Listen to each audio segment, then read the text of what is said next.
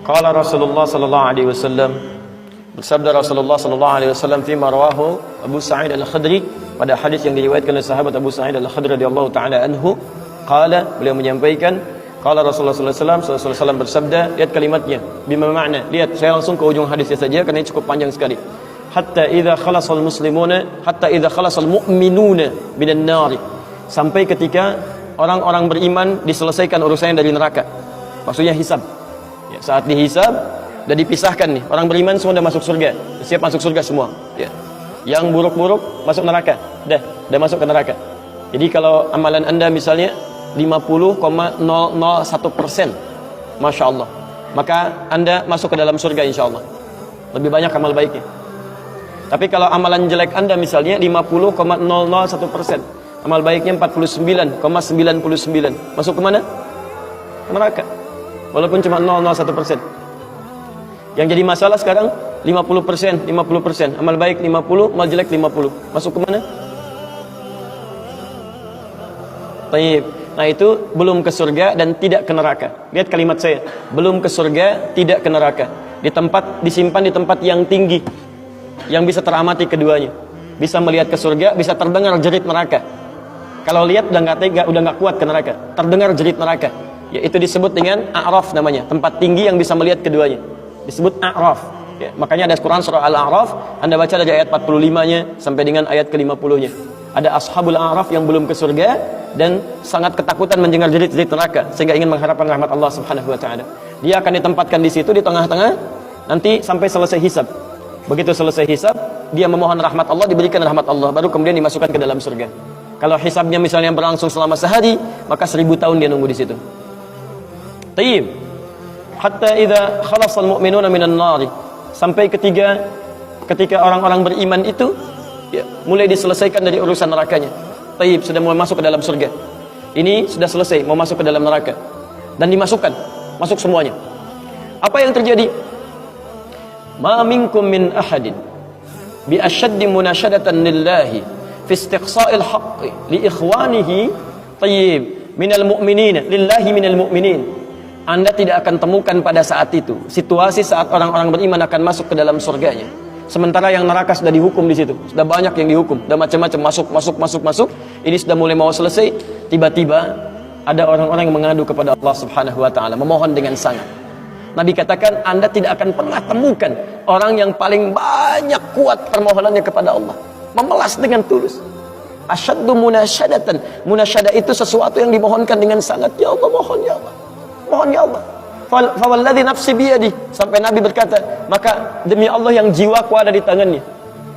Ini Nabi bersumpah dengan jiwanya.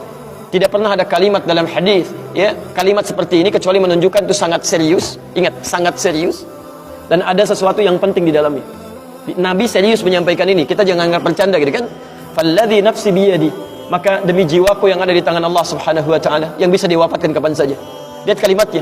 Fayaqulu, maka mereka berkata, fayaqulu, maka mereka berkata, ya Rabbuna, wahai Rabb kamu, wahai Rabb kami yang tengah merawat kami di dunia, memberikan kecukupan, memaafkan kami, mengampuni kami, dan memberikan nikmat surga sekarang. Wa ya Rabbuna, wahai Rabb kami, hum ashabuna, mereka ada di antara teman-teman kami. Dalam kalimat yang lebih kuat, kalimat yang menggunakan ikhwan, kata ikhwan, hum ikhwanuna, hum ikhwanuna, mereka saudara-saudara kami ya Allah. Hum yasumuna ma'ana, ada orang-orang yang berpuasa bersama kami saat di dunia. Yusalluna ma'ana, kanu yusalluna ma'ana, mereka salat bersama kami saat di dunia. Jadi tiba-tiba ada sekelompok ikhwan yang datang kepada Allah, yang kehilangan saudaranya. Kok nggak ada di surga gitu kan? Ketika dia mau berangkat, padahal dulu punya cita-cita yang sama dan sebagainya, tapi karena bekalnya tidak cukup, sebagian ada yang masuk ke dalam neraka. Tiba-tiba mengatakan kepada Allah dengan permohonan yang sangat, ya Allah, saya kehilangan saudara saya. Ya Allah, saya kehilangan saudara saya. Ya Allah, dulu kami puasa sama-sama. Ya Allah, dulu kami sholat sama-sama. Ya Allah, dulu kami ibadah sama-sama. Ya Rabb, kami tidak temukan dia di sini. Ya Allah, mohon, terus mohon. Sampai ketika puncak pada permohonannya, tiba-tiba Allah berfirman, akhriju man araftum. Para malaikat, keluarkan orang yang dikenali oleh orang-orang ini, yang disebutkan tadi. Keluarkan mereka dari neraka. Tiba-tiba dikeluarkan. Bertemulah orang-orang ini dengan temannya. Sampai Allah kemudian dengan rahmatnya katakan lagi, akhriju man kana fi qalbihi mithqala dzarratin minal iman. Keluarkan sampai yang ada titik terkecil iman dalam hatinya, keluarkan dari neraka. Bahkan hadis ini ada di Al-Bukhari nanti, ya ada di Al-Bukhari nomor hadis ke-14, posisi paling kiri sebelah bawah, ya, tayyib, sampai mereka kemudian dikeluarkan dalam keadaan gosong, sudah mulai terbakar habis dan dimasukkan ke dalam surga kemudian. Setelah selesai hisabnya di dalam nerakanya, dikeluarkan dari situ. Jadi ada orang-orang yang dengan syafaat temannya bisa keluar dari neraka, masuk ke dalam surga, ada yang sama sekali tidak membantu itu. Ya, dosa-dosa yang begitu besar tidak bisa keluar dan kekal dia di dalam neraka. Walaupun dia merasa beriman kepada Allah, tapi digugurkan keimanannya dengan ibadah-ibadah yang melanggar ketentuan Allah, seperti syirik dan sebagainya. Tapi poinnya adalah tiba-tiba ada segolongan teman yang memohon kepada Allah Subhanahu wa taala, "Ya Allah, kami puasa sama-sama, kami ibadah sama-sama, kami sholat sama-sama ya Allah, cuman saya nggak temukan dia di sini." Itu indah.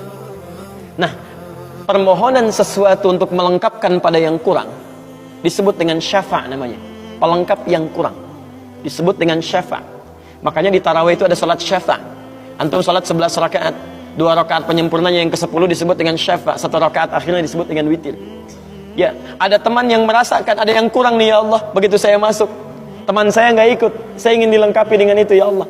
Tayyib, permohonan untuk menggenapkan sesuatu yang kurang dengan sifat yang sangat memohon luar biasa, maka kalimatnya dirubah dari syafa' menjadi ditambah tak di ujungnya dengan alif di tengahnya, jadi syafa'ah.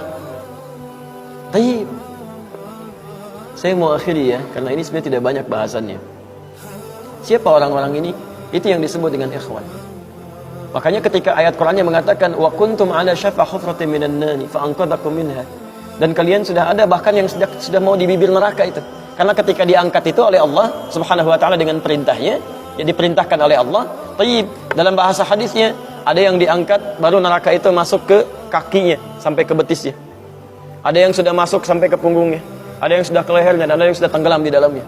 Tayyib, jadi ada yang baru di bibir neraka diangkat, ada yang baru sudah mau masuk ke neraka diangkat, ada yang sudah tenggelam diangkat. Jadi macam-macam. Ya, fa asbahtum bi ni'mati ikhwana. Siapa yang bisa mengangkat itu semua? Di antaranya Allah berikan nikmat kepada anda dengan dapatnya ikhwan-ikhwan dalam kehidupan. Cuma itu yang bisa menolong anda di hari akhirat, teman-teman terbaik selain syafaat-syafaat yang lainnya.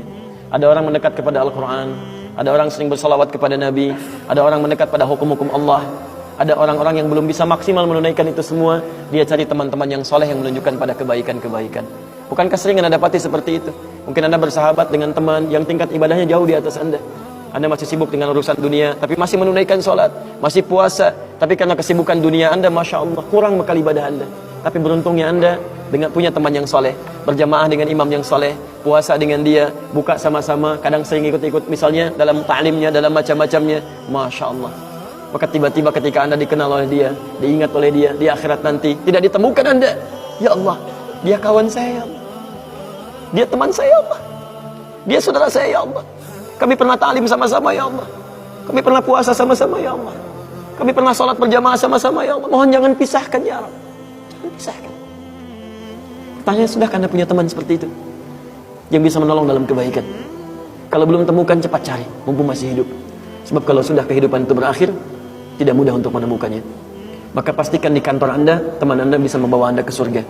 Pastikan di rumah anda, pasangan hidup anda adalah teman yang bisa membawa anda ke surga. Pastikan di tempat kehidupan anda, siapapun tetangga anda, kerabat anda, teman-teman sekolah anak anda adalah teman yang bisa mengingatkan dan membantu anda untuk mencari anda bisa masuk ke dalam surga. Dan saya mohon pada anda semuanya, tolong ingat ini ya, baik-baik. Kalau nanti di akhirat anda tidak temukan saya di surga, tolong ingatkan kepada Allah, saya pernah ada di sini, saya pernah ada di sini. Tolong ingatkan. Kalau antum di akhirat nanti tidak temukan saya di surga, tolong ingatkan. Ya Allah, mohon ya Allah, Adi Hidayat pernah mengajar saya dan mengingatkan saya di sini.